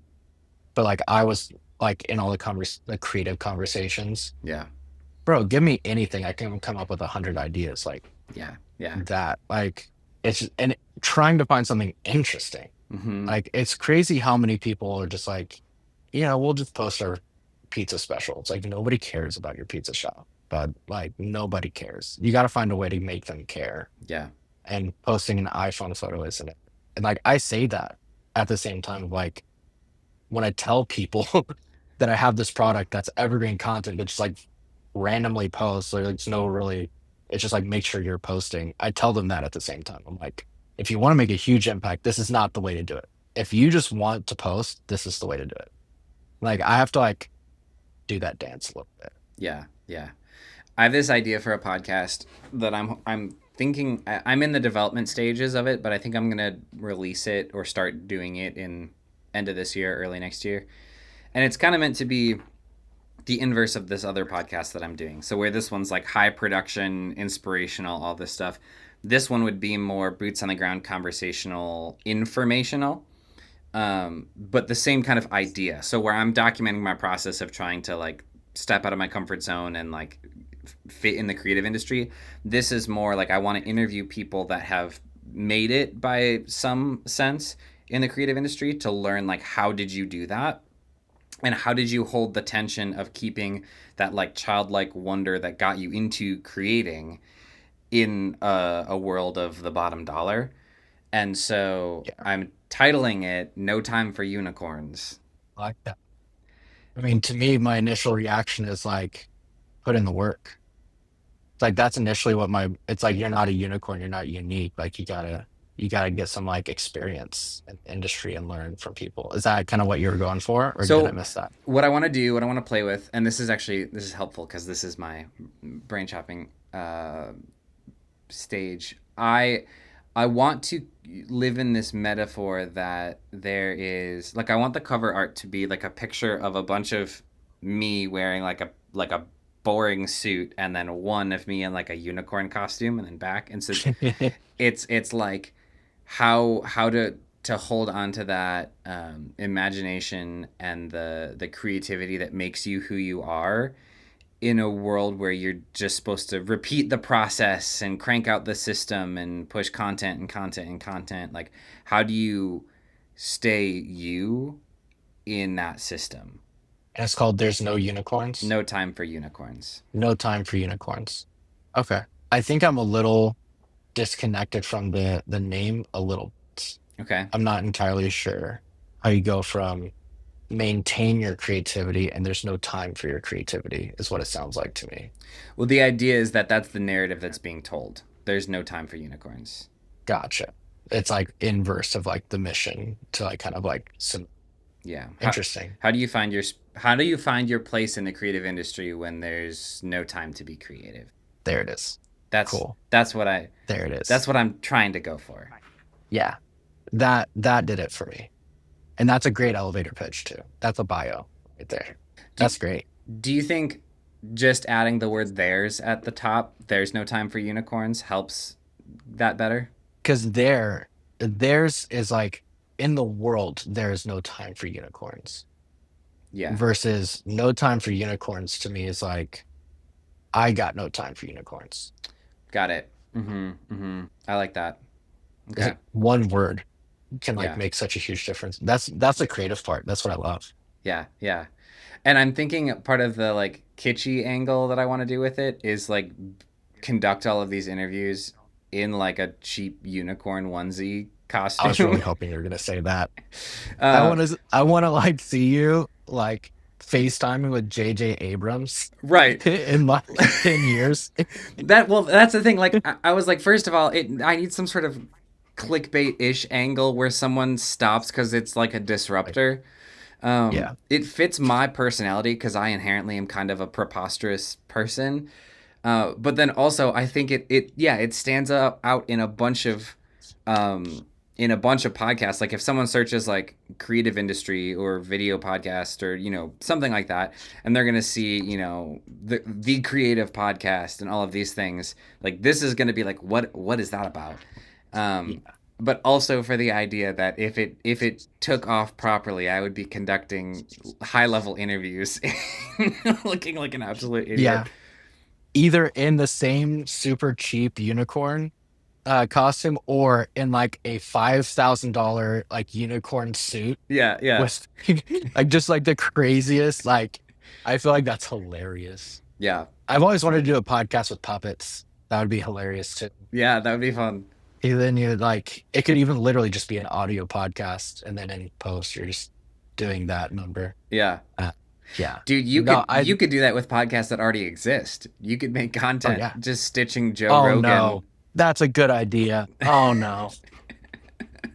You create a Joe Rogan puppet, and it's called the Joe Rogan Puppet Cast. And then I would just need a partner who makes custom puppets in order to make all these characters, and then you just crank them out. I mean, like, I think there probably is some kind of AI tool that could fake it, but I think doing it for real is like, That's where the art really comes in. it's where the art is, and I think it's respected a lot. Like, I'm a huge fan of AI and I use it all the time, but like, there is a certain level of like, oh, you did the work. Yeah, That's great. that's really funny. Do it for Look, as long I as you can, have, and then yeah. yeah, no, I've like, I'm happy to talk podcasting specifically because that's something that I've tried to streamline. I use a Roadcaster video. Okay. And so at the end of this, I'm gonna have our podcast. Like I'm Oh, just nice. hit stop recording and it's 1080p, Yeah. but I use Topaz video to upscale to 4K and it looks pretty good. Nice. But it's been doing camera angle changes this entire time as well based on who's talking. Mm-hmm. So I'm happy to talk about workflows and like speeding things up. And I I have a goal I'm not going to be able to do, but it'd be really cool to be able to do like 3 podcasts a week. Like have it so streamlined that it's like a live show. You just come on, you talk, you have something interesting outline. It's like each podcast is its own thing, Yeah. and then that all of those release like no editing time, no nothing like that. So if that was something you, not to like tie you down to a podcast, but if you were like kind of like that might be something kind of interesting, I'm not opposed to having that conversation. Yeah. Yeah, it's funny. I'm such a sucker for like doing it myself in the sense of like as opposed to trusting AI to do something. Like I know of AI tools that do, camera cuts and it's like a plug-in with Premiere or something like that. And I've seen them and I've been like, but I just don't trust it. Like I want to make Yeah. that perfect cut in this moment that, Oh yeah. and that No, is I agree. Like I use Autopod in Premiere sometimes, yeah. but I've gotten to the point where I just use the Rodecaster video as a switchboard Yeah. whenever I'm doing a podcast for somebody because I want that control. Yeah. Like at the end of it, you still have the live thing. Yeah. And like when it's in person, it's a little bit easier. I've done remote podcasts where I like live switch as well. Cause like this thing changes way too much. Of course, I set up 1, 2, 3, 4, 5 cameras for this just for fun. Yeah. I have one pointed at a screen of a camera and I have one pointed to interface as well. Just like, Because why not? Yeah, why not? I I want my brand to be really intentional with the stuff that we put out. Um, like if and when I do this, there's no time for unicorns. I want to create digital branded assets for transitions, something that's pretty engaging on a video context as well. That Mhm. it's probably mostly going to be watched on YouTube. Like I want to do all of those things, but I also know that that comes at the cost of time. Done is better than perfect. Yeah. I just That's a really difficult concept for me. It's like saying, yeah. my 60% is a lot of people's 100%. Like me Mhm. half-assing it for most people, just because like you and I both like dial in all these settings and like we know just starting off, like when I hit record, it's better than a lot of people's just because we've done the research. Yeah. Not because I'm arrogant. It's just like Yeah. I know the 180 rule. Hmm. I know like shooting 24 if you want more cinematic or 23.976. Like all of that is like whatever, like I guarantee if you like half-assed a podcast, it would be better than anything anybody makes that's like their best effort, but they've never like messed with cameras before. Yeah. It's true. So I had a conversation with somebody once, at like a networking event or something, and his whole thing was social media stuff, and his whole thing was like podcasting and stuff for people. But the way he described it bothered me. Um, Mm. he was like, "Oh, I've got this like DJI Osmo, and I basically just like ship it to someone and like teach them how to like talk in front of the camera, and then I've got a bunch of content, and it's boom, it's a podcast. It has a microphone and it's got the camera, and they just send it back, and they pay me $5,000 a month." And I was like, it made me so mad, partly because someone would pay that much for that. And I know that I'm having hard conversations trying to get that value for the work I'm doing, which is arguably better. But then it also just bothered me because like I did this because I like creating things that I think are high quality and matter, not just to like content powerhouse something. Um and so it felt like a bastardizing of the craft, you know? Yeah. And so I live in that tension myself as to like how do I show up? Like I have to recognize, to your point, my 60% is going to far and above exceed most people's 100%. How do I hold that intention and recognize that like sometimes I just need to like recognize where that sweet spot is, but also like I just yeah I don't know where I was going with that. It just bothers me, like, and I have to believe that there is an industry that values the higher level of intentionality. Business isn't an artist's game. It's like the artist game is it's literally called a starving artist for a reason. And like unfortunately, like I have to be okay with 60 to 80% good. And it's never 80, it's always 90, but it's not 98, right? It's like Yeah. I spent too long on this, but at least I didn't spend an extra day on this. Like like this setup. I mean, I tell myself I'm learning something, so like I give myself the excuse when I get like unfortunately there's somebody who's gonna just out business an artist every time. And like that's why you have Hollywood the way it is. Like there's like, I don't know, let's make another Smurfs movie. It's like neat. But then you get Puss in Boots 2, and it's like, what is this masterpiece? Right, right. Where did this come from? From Shrek. It's like, Right. what? But like, that's like, we got to be those guys. We got to weasel our art in to an industry or a market that's like largely apathetic to the art itself. But like, we're like, I can sell you value, and I'm gonna make some dope shit on the back end of it. And you're gonna be like, you're not gonna notice it. You're gonna be like, oh, that was cool.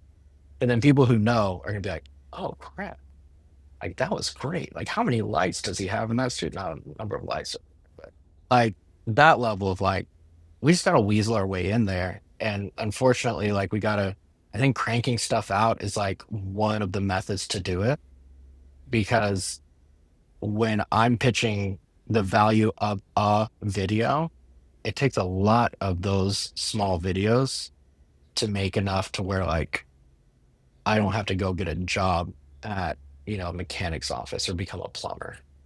Yeah, you're right. I also, here's the other thing about me that makes me really interesting to be in this industry and the way we met. I do a decent amount on social media, and I kind of fundamentally hate social media. Yeah, And like I think it's rotting our brains in a lot of ways. I think I think it was one of the greatest mistakes that we have made as a society, because there's, even if we shut it off, other people would create it. We've established its existence and it's not going anywhere. The infinite scroll Yeah. is like the bane of social media's existence. Because before that, you could get to the end of a feed. Yeah. Well, even beyond, Like you wouldn't be just get random stuff. You'd be like, that was all from my friends this day. yeah, Next. that's huge. And the other thing though that I've thought a lot about is the nature of an algorithm built to show you more of what you want to hear means that everybody is living in a world of their own confirmation bias, Yeah. which means that, like, politically or any relationally, in any sense, we are all getting an extreme confirmation of what we already think on all sides, and it won't do anything helpful.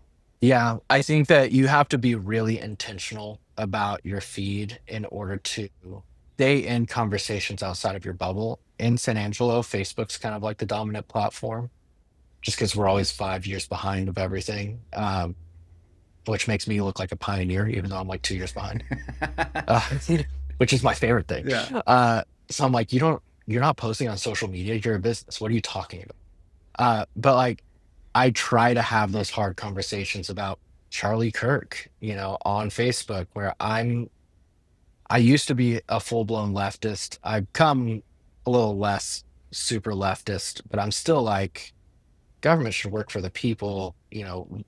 Ethics and morals matter so much. Like, we shouldn't be throwing out the baby with the bathwater when it comes to viewpoints and red versus blue. Those conversations done respectfully continue to need to happen all over the place. And like, you have to be extremely intentional on social media in order to accomplish that. Otherwise, you will just get a bubble. And Yeah. maybe it's because I'm in San Angelo and like a lot of these friends were ones I had for a long time. And like they're the ones posting. So like that's probably an aspect of my bubble, but like Yeah. my TikTok feed's wild. Yeah. Yeah. I've been thinking particularly recently with, like, Charlie Kirk stuff especially, that, like, I almost certainly can't change the opinions of somebody online.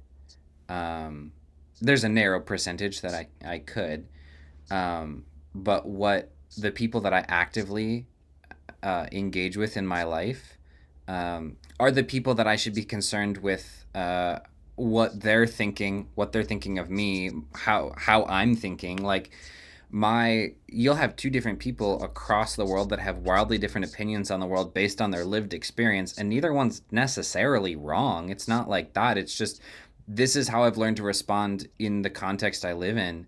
And so it just makes sense that you should put more of your time and energy and focus into having those hard conversations with the people that are affected by it in your life. And so, like, I've been trying to be intentional with having a lot more conversations around bonfires with friends about this stuff, because I typically wouldn't. But I was like, if I truly believe that these conversations are important but pointless on social media, then I should make time to have them in person. Yeah. 100%. I mean, I don't know what your beliefs are when it comes to like evolution and things like that, but when it comes to like, if you take that theory, it's like we have existed around campfires for a really long time, with or without evolution, really. But like, we are only supposed to know about 100 people, Yeah.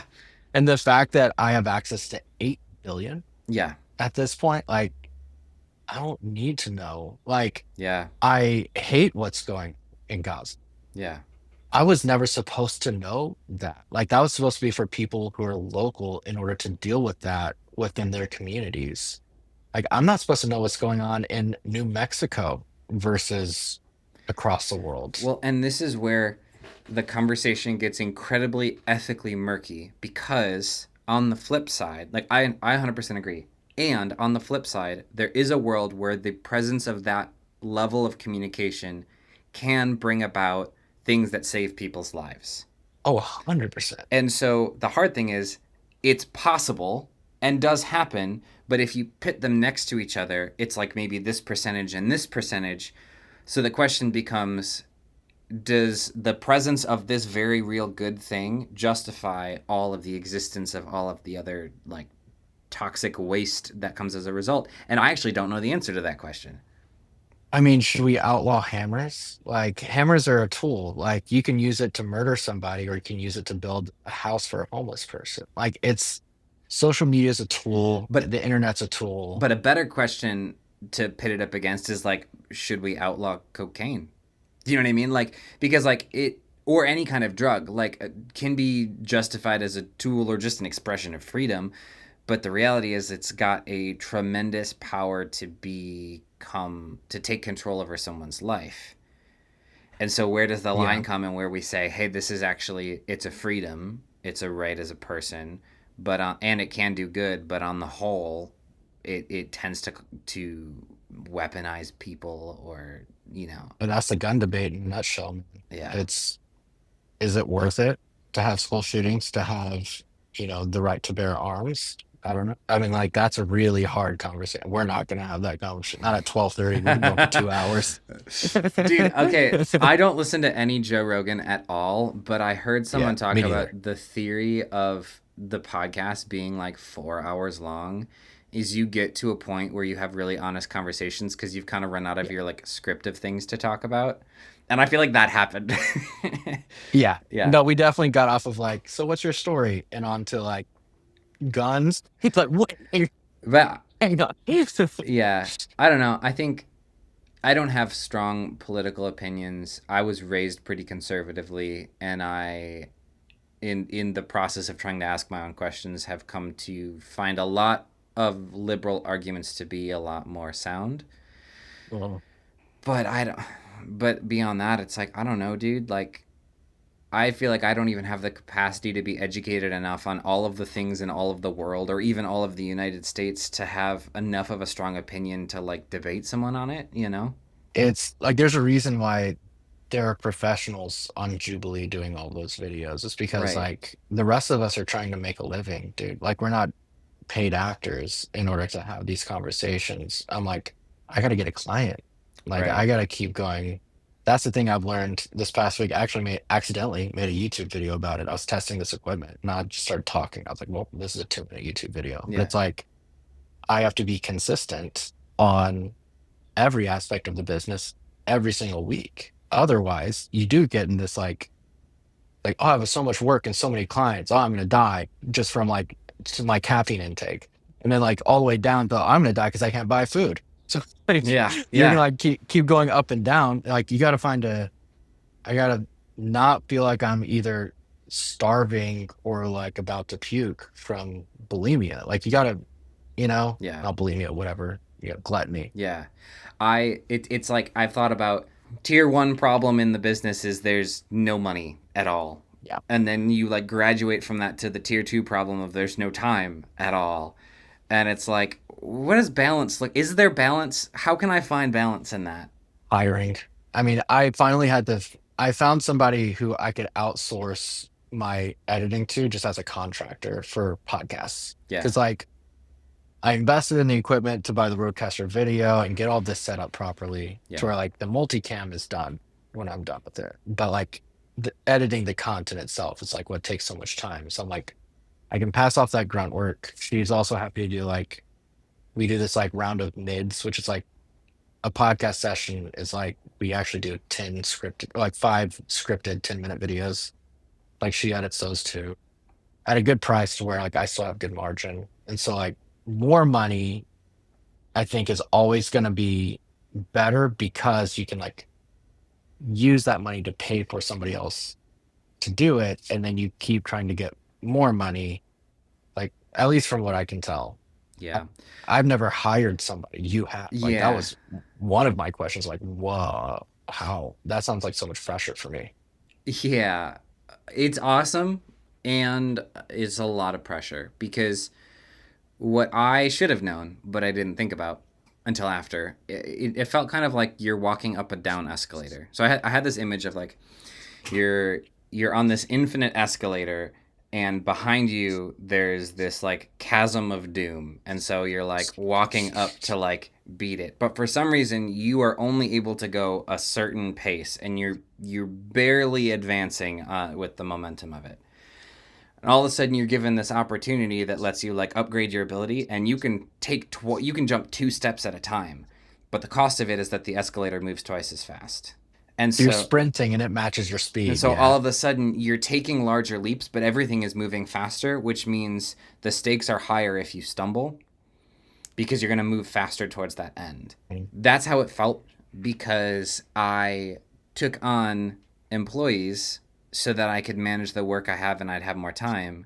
But now the amount of money, my floor for the amount of revenue I have to generate to survive, drastically increased. Yeah. And each of these people require a lot of oversight and guidance, either because they're still learning how the company works or what my creative eye is, or depending on their skill level. Like, and so you find yourself putting, you don't cut your availability in, you don't double your availability. You maybe get, 20% more free time, and now it costs a lot more. And I don't think that's the way it has to be. But on the front end, starting to hire somebody when your business is still pretty volatile, that is 100% what it's like. Man. Yeah, even like just transparency wise, like last month was the worst month in a long time. Like I had this huge influx of money like 2 months ago, but I had one of my longtime clients who's been with me for like over a year sell their business. And so it's like, congrats. Like now I'm short 2 grand a month, from something like this. Yeah. And for them, like, hopefully I get to talk to the new owner and like see if we can like keep going because he wants to keep things the same, which I'm like doing this all day. Like, because of that, the month after that, like, it barely carried me over. I mean, like, we're talking moving all savings over to checking just to be able to pay Yeah. mortgage, rent, all. And thank God we like took that opportunity to save Yeah. money, Yeah. for the next month. Like, I'm like looking at Christmas and taxes and I'm like losing my mind. So, like, going from that to I have a contractor that I have to pay, and like we have a monthly retainer kind of deal where I'm like, I pay X amount, and then she does 8 podcast edits for me, and ends up being good per podcast. But it's like that chunk of money, it's like I have to make sure she gets paid first before I worry about myself. And so then you put yourself on the back burner, and I'm like, Yeah. I can list my house, I guess. Like that would help. Yeah. Like, can cash in on that equity, but then like you're homeless. So yeah. For what it's worth, too, um, September was a really good month, but the last 3 or 4 were really bad. Um, like, because I'm the only income of my household, I need to pay myself. I need to take home somewhere around 7 grand a month. That's still not really even accounting for taxes, but like No, it's not. Yeah. that's what we need. The last 3 months, I brought in maybe $2,500, $3,000 each month, and it was like I couldn't go to McDonald's for a burger. Like, it was that like tough, and Yeah. I started putting things on credit cards, which I've never been that person, and it was like really like a scary thing to do. Yeah. And even then, I was getting close to the limit, and any savings I had was gone. And that is a terrifying place to be. And it really, really sucks because it's like it keeps you there. It's like a cycle of poverty, because it's like you're getting fined because your bank account overdrew, or you have to spend monthly on subscriptions instead of the annual thing that you save 40% by spending annually. But it's like, Yeah. I don't have $300 right now. And so it's like everything just costs more, and you end up like, I would have Netflix fail several days in a row. I'd get text that a $17 transaction failed, and it was like, it's you can't think forward about how you build your business when you're just trying to make sure like you survive today. Yeah. 100%. And that's that ebb and flow. I think that I'm starting to kind of figure out. It's like when it's good, it's very easy to get complacent. Like even like literally 1 month, it's easy to be like, okay, I can breathe. I'm gonna go to home. I'm gonna go home on time. I'm not gonna stay and work late. Like blah blah blah. It's like, Yeah. man, it's humans. Jeez, we're messy. There are times I was like, I wish I was a robot, but it's like, then it'd be boring if I was a robot. It's Right. fine. Yeah. But to your point, when it's hard, it's really hard. But when it's good, it's really good. Yeah. And I think part of growing as a person and growing as a business owner and just growing your business is learning how to recognize the good times for really good times and knowing that they're kind of blessings to prepare you for the bad times. Yeah. Like this was my first year, so I learned, okay, my dead times are like late November, December, and August, like July, August. And I know that. And so now next time I'm in like a crazy good season, I'm like, all right, I need to put stuff away for when it's really bad. Yeah. Um, yeah. Yeah. Yeah. It's a roller coaster, man. I honestly, at the end of the day, you just choose your hard. You choose what you want. It's hard to be at a job that sucks, but it's consistent pay, and it's hard to have a business where it's the financials are volatile, but you're still in control of it. So it's like, and it's like I'm older, so like I can't eat like I used to and still, look like I play basketball 8 hours a day. Like you either are really uncomfortable all day or you work out, which is uncomfortable. Like you just kind of pick which hard you prefer. Like I have not worked out in forever. This is a list I'm trying to get through my skull. Yeah. But Yeah. like it's you pick your hard. Yeah. I like that. I appreciate you taking the time to like do the most random thing, which is a guy DM you and be like, "Hey, you free at 10:30 tomorrow?" um, I loved your story. I love your creative mind, your process. I like how you like try to come up with ideas for stuff. I think it's really cool. If you're down to do this again sometime, I'm down. I need to get more consistent with podcasting anyway. Yeah, thanks for reaching out. This is kind of why I started the TikTok thing. It's cool. Whenever this gets to happen, it's like I don't particularly believe in manifesting, but it feels like that, right? It's like I just made a thing and posted it online, and now I'm like Yeah. meeting these other people that are like me. Well, thanks for watching the podcast. I appreciate it. I need to do more podcasting, so this is kind of one of the first ones with a guest where we kind of chat. I ramble a lot, so that's a skill I get to work on.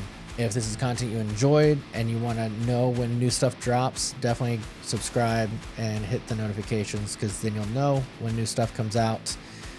I'm not claiming to be, Chris Williamson or Stephen Bartlett and like making amazing stuff, but try to have some cool conversations with people, and especially people within the media industry and probably in the Lego industry in the near future. Thanks. Have a good one.